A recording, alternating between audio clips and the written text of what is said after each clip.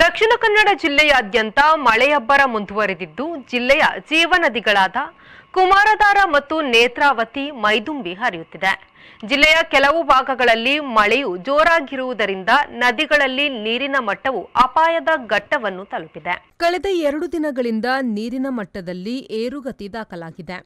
ನಿನ್ನೆ ಸಂಜೆಗೆ ಜೀವನದಿಗಳ ಸಂಗಮ ಸ್ಥಾನವಾದ ಉಪ್ಪಿನಂಗಡಿ ಸಹಸ್ರಲಿಂಗೇಶ್ವರ ದೇವಳದ ಬಳಿ ನದಿ ನೀರು ಅಪಾಯದ ಮಟ್ಟವನ್ನು ದಾಟಿದೆ.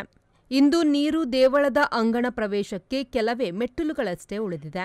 ನೀರಿನ ಮಟ್ಟ 31.5 ಮೀಟರ್ಗೆ ಏರಿದರೆ 2 ನದಿಗಳ ನೀರು ದೇವಳದ 2 ಭಾಗಗಳಿಗೆ ಆವರಿಸಿ ಬಂದು ಸಂಗಮವಾಗುತ್ತದೆ. ಸದ್ಯ ಯಾರನ್ನೂ ನದಿಯ ಭಾಗಕ್ಕೆ ಹೋಗದಂತೆ ಎಚ್ಚರಿಕೆ ಫಲಕಗಳನ್ನು ಹಾಕಲಾಗಿದೆ.